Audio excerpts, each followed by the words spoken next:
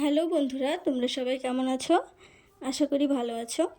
তো আমি রুমা চলে এসেছি তোমাদের জন্য আরও একটা নতুন রেসিপি নিয়ে। আমার আজকের রেসিপি পটলের কোরমা। পটলের কোরমা তো তোমরা অনেক রকমভাবেই খেয়েছো।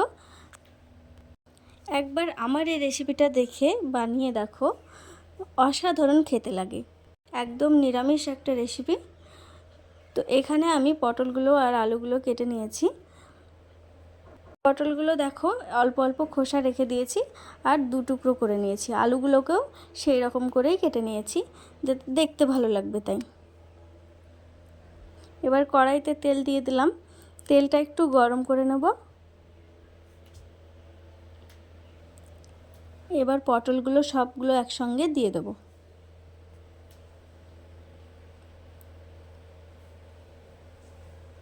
প্রথমেই পটলগুলোকে আমি একটু ভেজে নেব, একটু হলুদ আর একটু লবণ দিয়ে। এবার নাড়াচাড়া করে একটু হালকাভাবে ভেজে নেব।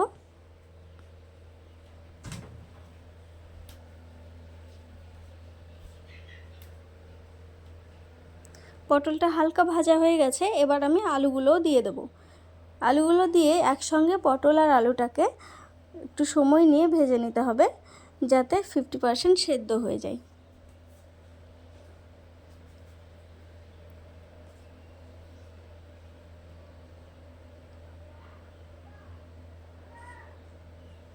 দেখতেই পাচ্ছ আলু পটলটা আমার ভাজা হয়ে গেছে। আলুটা আমার প্রায় অর্ধেক সেদ্ধ হয়ে গেছে। এবার আমি উঠিয়ে নেব।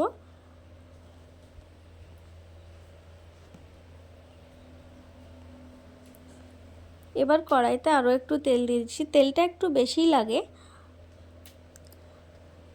দিয়ে দিলাম একটা তেজপাতা আর গোটা গরম মশলায় দিলাম একটা এলাচ আর দুটো লবঙ্গ আর দু টুকরো দারচিনি। একটু ভেজে নেব, ফ্লেভারটা তাহলে খুব সুন্দর আসে। ভাজা হয়ে গেছে।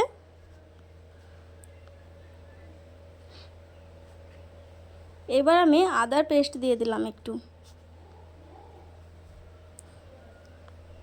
1 চামচ লবণ দিলাম, 1 চামচ হলুদের গুঁড়ো, 1/2 চামচ লঙ্কা গুঁড়ো আর 1 চামচ কাশ্মীরি লঙ্কার গুঁড়ো দিলাম, এটা কালারের জন্য, আর 1 চামচ জিরে গুঁড়ো। এবার মশলাটাকে খুব সুন্দর করে কষিয়ে নিতে হবে।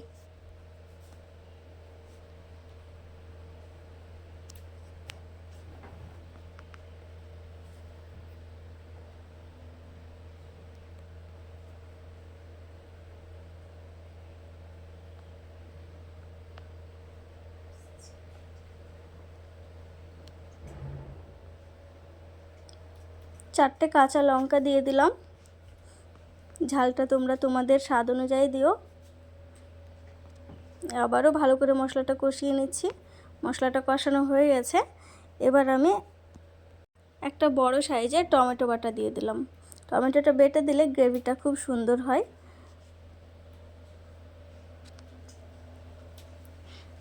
আবারও খুব ভালো করে কষিয়ে নিতে হবে।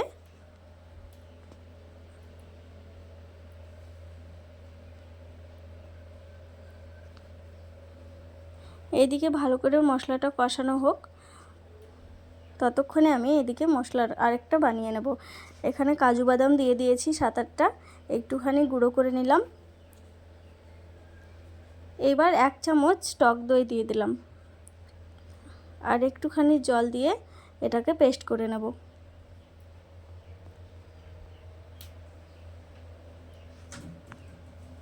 পেস্ট করা হয়ে গেছে। ওইদিকে আমার মশলাটাও কষানো হয়ে গেছে। এবার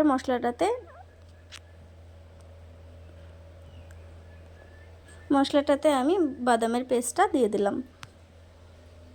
আবারও খুব সুন্দরভাবে কষাবো। এই রান্নাটা কিন্তু মশলাটা কষানোর উপরেই টেস্টটা নির্ভর করে।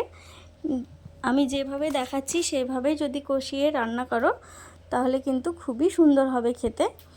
মাছ মাংস থাকলেও খেতে ইচ্ছে করবে না, মাছ মাংস রেখে দিয়ে এটা দিয়ে খেতে ইচ্ছে করবে, এতটাই টেস্টি।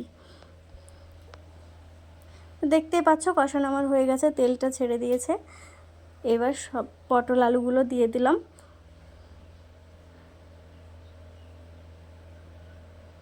এগুলোকেও সবগুলো একসঙ্গে খুব ভালো করে কষিয়ে নেব।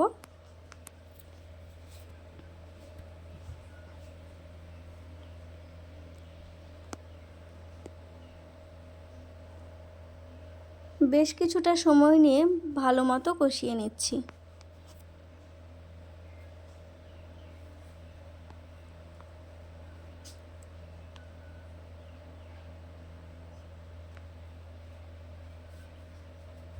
এবার কষানো হয়ে গেছে। এখানে আমি 1 গ্লাস মতো গরম জল দিয়েছি। জলটা কিন্তু অবশ্যই গরম দিতে হবে, ঠান্ডা জল দিলে রান্নার টেস্টটা কমে যায়। তো তোমরা চেষ্টা করবে গরম জলই দেওয়ার। এবার ঢাকা দিয়ে ভালো করে ফুটিয়ে নেব।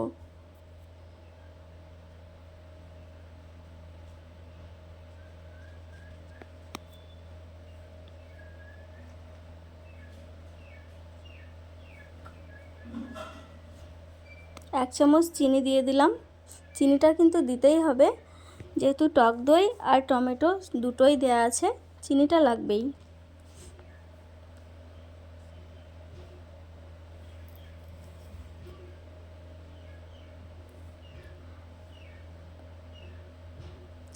দেখো আমি একটা আলু কেটে দেখালাম, খুব সুন্দর সেদ্ধ হয়ে গেছে।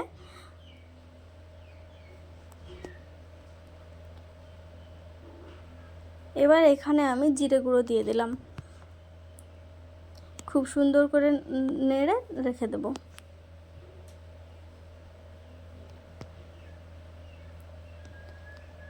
এই রান্নাটা তোমরা অবশ্যই বাড়িতে একবার হলেও ট্রাই করো। এত ভালো হয় খেতে যে একবার রান্না করলে পরের বার আর তোমাকে বলা লাগবে না, তুমি নিজেই রান্না করবে।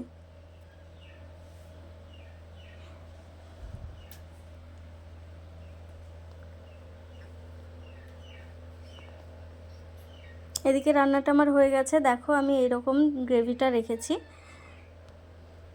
এবার তোমাদের বাটিতে তুলে দেখাচ্ছি যে দেখো কতটা ভালো হয়েছে। দেখে নিশ্চয়ই বুঝতে পারছো যে টেস্টটা কেমন হবে। টেস্টটা কিন্তু খুবই ভালো হয়েছিল। এইরকম রেসিপি যদি করা যায় তাহলে আর অন্য কোনো রেসিপির দরকারই পড়বে না, এতটাই ভালো হয় খেতে। ছোট থেকে বড় সবাই খুব পছন্দ করবে। একদম নিরামিষ একটা রেসিপি। তো তোমরা বাড়িতে অবশ্যই ট্রাই করো। আমার বাড়িতে তো এই রেসিপিটা সবাই খুব পছন্দ করে। তো তোমাদের কেমন লাগলো আমাকে কিন্তু কমেন্টে জানিও। আর তোমরা কে কে এই রেসিপিটা আগেও বানিয়েছো সেটাও আমাকে জানিও। ভিডিওটা ভালো লাগলে তোমরা লাইক কমেন্ট শেয়ার করো। আর যারা আমার নতুন বন্ধুরা আছো, আমার চ্যানেলটা এখনও সাবস্ক্রাইব করোনি, তারা অবশ্যই সাবস্ক্রাইব করে দিও এই রকম নতুন নতুন ভিডিও সবার আগে পেতে।